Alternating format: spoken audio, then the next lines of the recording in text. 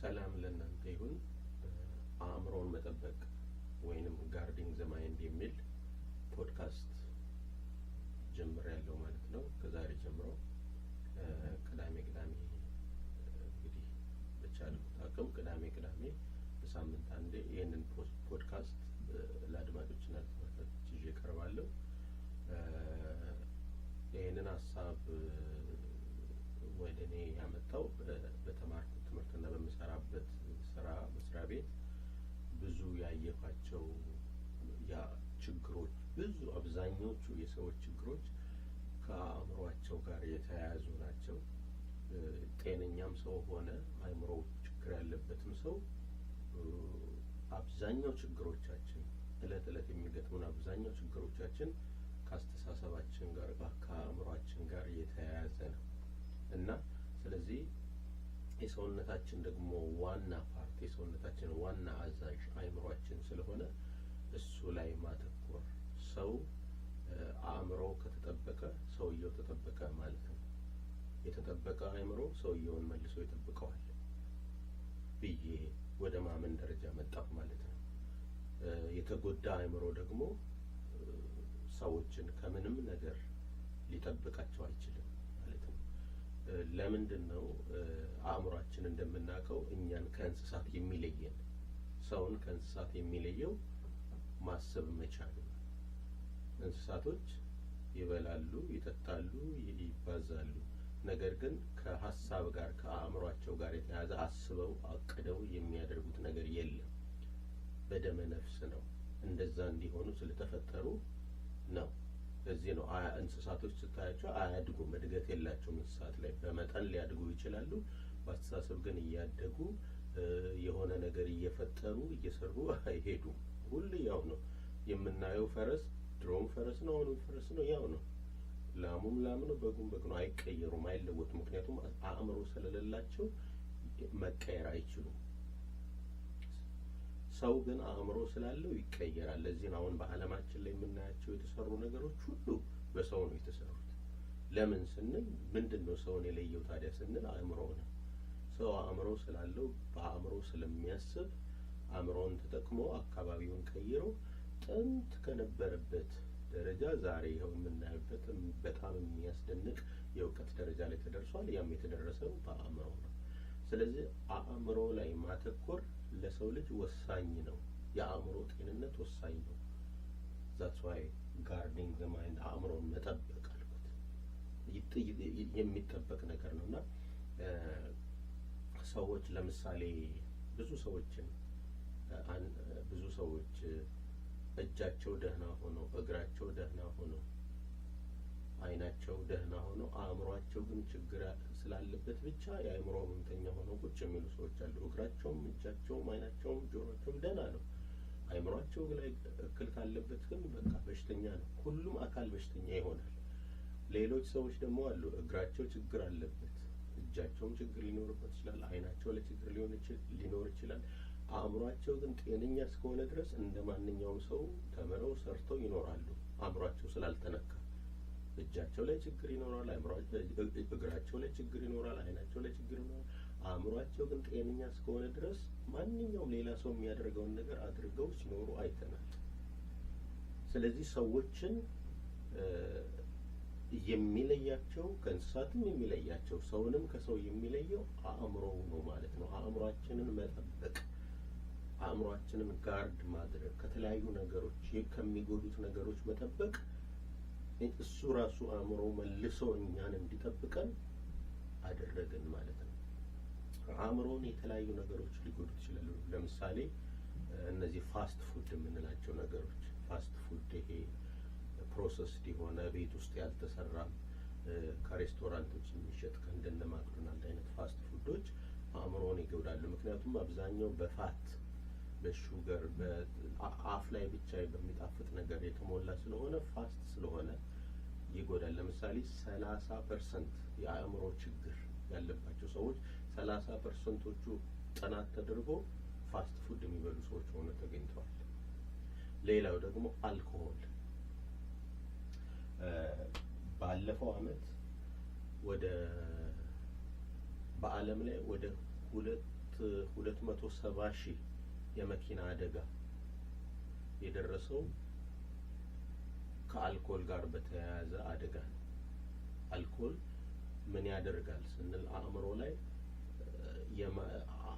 ይሄ ጀጅመንት የሚባለውን ሰዎች ሲነዱ መኪና ሲነዱ አልኮል ከጠጡ ጀጅመንት ስኪላቸው ፍሬን የት ጋር እንደሚይዙ አያውቁም፣ መሪ የት ጋር እንደሚይዙ አያውቁም። ለአልኮል ሌላኛው ደግሞ አይን ራሱ ብለሪ ያደርጋል። የሚታየው ነገር ራሱ አንዱ ነገር ሁለት ሆኖ ሊታያቸው ይችላል። ሁለቱ አራት ብዥ ይልባቸዋል ሲነዱ። ምክንያቱም አልኮል በቀጥታ ብሬንን አፌክት ያደርጋል። ስለዚህ አልኮሆል ይጎዳል ማለት ነው። ቅድም ፋስት ፉድ አልኮሆል ይጎዳል። ለምሳሌ ይሄ ሌጋል አልኮሆል ብለድ ሌቭል የሚባል አለ እና እዚህ አሜሪካን ሀገር 0.08% በደማቸው ውስጥ እንደዛ አይነት መጠን አልኮሆል ሲኖር መንዳት አይችሉም። ትራፊክ ያስቆማቸዋል፣ መንዳት አይችሉም። ቴስት ከተደረገ በኋላ 0.08 ብለድ አልኮሆል ሌቭል ማለት ምን ማለት ነው ስንል 4 ወይም 5 ቢራ ማለት ነው። 4 ወይም 5 ቢራ ወንድ ልጅ፣ ለሴት ደግሞ 3 ወይም 4 ቢራ ያንን ሌጋል ሊሚት። ልክ እዛ ደረጃ ላይ ሲደርሱ 4 ወይም 5 ቢራ ጠጥቶ ሰው ልክ ሲነዳ አእምሮ እንትን ይሆናል፣ ኮንፊውዝድ ይሆናል። ፍሬን በደንብ መያዝ አይችልም። ወዴት በቀይ ብስጩ ይሆናል። አይኑ በደንብ ክሊርሊ ነገሮችን ጥርት አድርጎ ላያይ ይችላል ማለት ነው። አልኮሆል በብሬን ላይ በአእምሮ ላይ ያለው ነገር ተመልከቱ። ሌላው ደግሞ ድረጎች ናቸው። አሁን እኔ በምሰራበት መስሪያ ቤት በጣም ብዙ በየቀኑ ብዙ ሰዎች ናቸው የሚመጡ። ከተለያየ ድረግ ጋር የተያያዘ ነው ችግራቸው። እሱን ዛሬ ዝም ብዬ ሃይላይት ነገር መግቢያ ነገር ነው እንጂ የማቀርብላችሁ እያንዳንዱን ነገር እንግዲህ ፖድካስት ስለሆነ በሳምንት አንድ ቀን የሚቀርብ ስለሆነ ዲቴይል እየገባን እንሄዳለን ማለት ነው። ዛሬ ግን ዝም ብዬ ሃይላይት እንደ አውትላይን ነገር መግቢያ ነው ማለት ነው። እና ድረግ የተለያየ ድረጎች የሚወስዱ ሰዎች ይመጣሉ። ልክ ሲመጡ የሚገርማችሁ አንድ ቁጥር የድረጉን ኢፌክት ወይም ጫና ወይም ችግሩን የሚታየው አእምሯቸው ላይ በስነ ስርዓት ማሰብ አይችሉም። የሌለ ነገር እንዳለ ሊቆጥሩ ይችላሉ። ያለውን ነገር እንደሌለ ሊቆጥሩ ይችላሉ። አስተሳሰባቸው ኮምፕሊትሊ ከኖርማል ሰው ውጭ ይሆናል። ምክንያቱም ድረጉ ገብቶ ብሬናቸው ላይ ኢፌክት ይፈጥራል ማለት ነው። ጭንቀት፣ ሌላው ደግሞ ጭንቀት። ስንጨነቅ አእምሯችን ብሬን ኬሚስትሪው ራሱ አስተሳሰባችን ሁሉ ይቀየራል። ጭንቀት ደግሞ አንዱ ሰው ልክ ሲጨነቅ ምንድን ነው የሚባለው? ይሄ በብሬናችን በጭንቅላታችን ውስጥ ይሄ መወሰን ሰዎች ዲሲሽን ሜክ የሚያደርጉበት ሴንተር አለ። ልክ ሰው ሲጨነቅ መወሰን እዛ የሚወስንበት የብሬን ፓርት አንዳንድ ነገሮች ሲሆኑ እንወስናለን። ይሄን ላድርግ ወይም ይሄን አላድርግ ብለን እንወስናለን። ውሳኔ የሚጠይቁ ነገሮች በየዕለቱ ይገጥሙናል። ልክ ብሬናችን በጭንቀት ሰዓት ላይ ያ ነገር አፌክትድ ይሆናል። ማድረግ የሌለብንን እናደርጋለን፣ ማድረግ ያለብንን አናደርግም። ምክንያቱም ስለተጨነቅን ፍርሃት ይለናል። የተጨነቀ ሰው በቃ በተጨነቀ ሰዓት የሚወስነው ውሳኔ በቀኑ መጨረሻ ላይ ሁሉ ጊዜ ትክክል ሳይሆን ነው የሚቀረው። ምክንያቱም ጭንቀት ጊዜ እንደ መርበትበት ይሄ ፋይት ኦር ፍላይት የሚባለው ፓርት አለ ብሬናችን። ፋይት ኦር ፍላይት ሁልጊዜ ጭንቀት ላይ ሰው ሲኖር ከፍርሃት አንጻር ስለሚወስን ያን ጊዜ በመጨረሻ ላይ ያ የወሰነው ነገር ውጤቱ ጥሩ ሳይሆን ይቀራል ማለት ነው። ስለዚህ ብሬናችንን ምግብ ይጎዳዋል፣ አልኮሆል ይጎዳዋል፣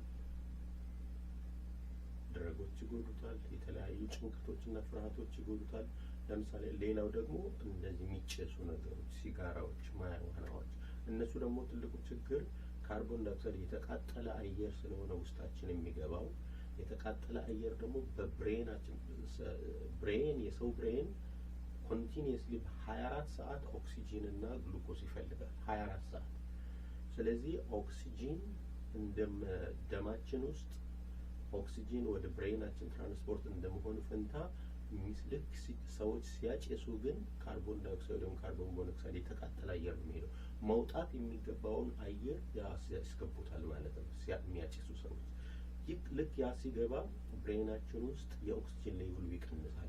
የኦክሲጅን ሌቭል በሚቀንስበት ሰዓት ሰዎች ኮንፊውዥን ሁሉ ይጀምራሉ። አሁን ነርሲንግ ሆም በምሰራበት ወቅት ብዙ ጊዜ ያየሁት ይሄንን ነው። ብዙ ጊዜ የሚያጭሱ ሰዎች ካርቦን ዳይኦክሳይድ ሌቭላቸው ሀይ ነው። ላብራቶሪ ላብ ሲሰራ ካርቦን ዳይኦክሳይድ CO2 ሌቭላቸው ሀይ ነው፣ ኦክሲጅን ሌቭላቸው ሎው ነው የሚያጭሱ ሰዎች። ምክንያቱም ሲጨስ የተቃጠለ አየር ነው እያስገቡ ያሉት። ልክ በዛ ሰዓት አእምሮ ደግሞ ንጹህ አየር ነው የሚፈልገው። አእምሮአችን ንጹህ ኦክሲጅን ነው የሚፈልገው። ስለዚህ ያንን ሳያገኝ ሲቀር በትክክል ማሰብ አይችልም። ለምሳሌ በቀላሉ አሁን እፍን ያለ ቤት ውስጥ ቆይታችሁ ክፍት አድርጋችሁ ወይ መስኮት ብትከፍቱ ወይ በር ብትከፍቱ ወይ ደግሞ ወጣ ብትሉ የሚገርማችሁ አእምሯችሁ እፍን ያለ ቤት ውስጥ በነበራችሁ ሰዓትና ንጹህ አየር ልታገኙ ውጭ በወጣችሁ ሰዓት በትክክል ለውጡን ታያላችሁ በአእምሯችሁ ላይ 100% ኦክሲጅን 100% ባይሆንም ከ96 እስከ 100% ኦክሲጅን ኮንሰንትሬሽን ይፈልጋል ብሬናችን። ለዚህ ነው አሁን እነዚህ የሚጨሱ ነገሮች እንደ ሲጋራ እንደ ማራዋን ያሉ ነገሮች ኢፌክት ይፈጥራሉ። ብዙ ጊዜ እንደዛ አይነት ሰዎች ኮንፊውዝድ ነው የሚሆኑት፣ ኮንፊውዥን ይታይባቸዋል ማለት ነው። ስለዚህ ከነዚህ ሁሉ እንጠብቃለን አእምሯችንን ማለት ነው። ከነዚህ ሁሉ ጋርዲንግ ዘ ማይንድ ወይም አእምሮን መጠበቅ ያልኩበት ምክንያት ይሄ ነው። ልክ ስንጠብቀው እሱ ይጠብቀናል። እንግዲህ እሱ እንዲጠብቀን አእምሯችን እኛን እንዲጠብቀን እኛም እሱን መጠበቅ አለብን ማለት ነው። ማአት ነገሮች አሉ። አሁን ለምሳሌ ስለ ብሬን አንዳንድ ነገሮች ብናይ ብሬናችን 80% ውሃ ሰፕላይ ነው ያለው። ውሃ ይጠቀማል። 80% ውሃ ነው። ስለዚህ ውሃ መጠጣት በጣም ያስፈልገዋል ማለት ነው ሰው። ልክ የውሃ ሌቭል ሰውነታችን መወረድ ማለት ሲጀምር ውሃ ውስጥ እንደምናውቀው ምግብም አለ ኦክሲጅንም አለ። ውሃ በደንብ የማይጠጣ ሰውና ውሃ በደንብ የሚጠጣ ሰው አስተሳሰቡ ራሱ የተለያየ ነው። ውሃ ቆሻሻውም የሚያስወግድ ነው፣ ኦክሲጅንም ውስጡ አለው፣ ምግብም ውስጡ አለው። ስለዚህ ብሬን ደግሞ 80% ውሃ ስለሆነ ያንን ውሃ ካጣ በስነ ስርዓት ማሰብ አይችልም፣ በስነ ስርዓት መወሰን አንችልም ማለት ነው።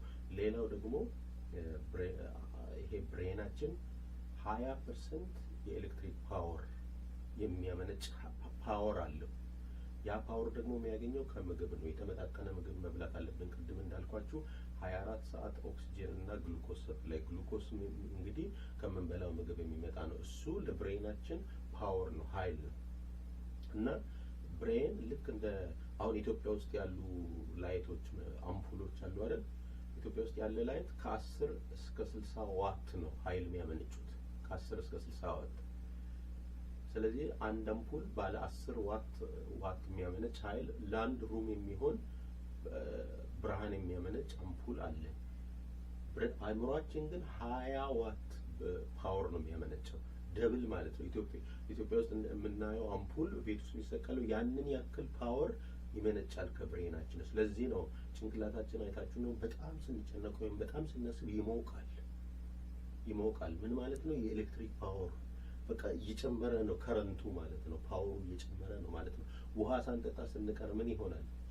እየሞቀ ይመጣል፣ ይቃጠላል።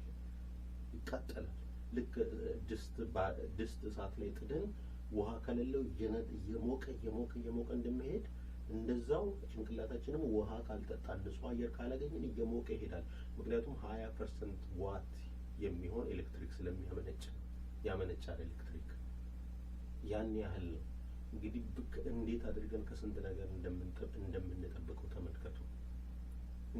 የጤንነቱን የብሬናችን የአእምሯችንን የማይንዳችንን ብሬንም እንበለው ማይንድም እንበለው አእምሮም እንበለው በተለያየ መንገድ ብንጠራው በአጠቃላይ የጭንቅላታችንን የአእምሯችንን ጤንነቱን ካልጠበቅን በምግብ በንጹህ አየር በውሃ እንዳልኳችሁ ከተለያዩ ነገሮች ካልጠበቅነው ጤንነቱን እሱ መልሶኛል ሊጠብቀን አይችልም። ሌላው ደግሞ አንድ መጨረሻ ላይ ልጥቀስና ይሄንን ከዛ ኔክስት ዊክ እንግዲህ በፓርት 1 እንገናኛለን ማለት ነው። ሌላው ሶሻል ሚዲያ እንዴት አድርጎ ብሬናችንን አፌክት እንደሚያደርግ። ምክንያቱም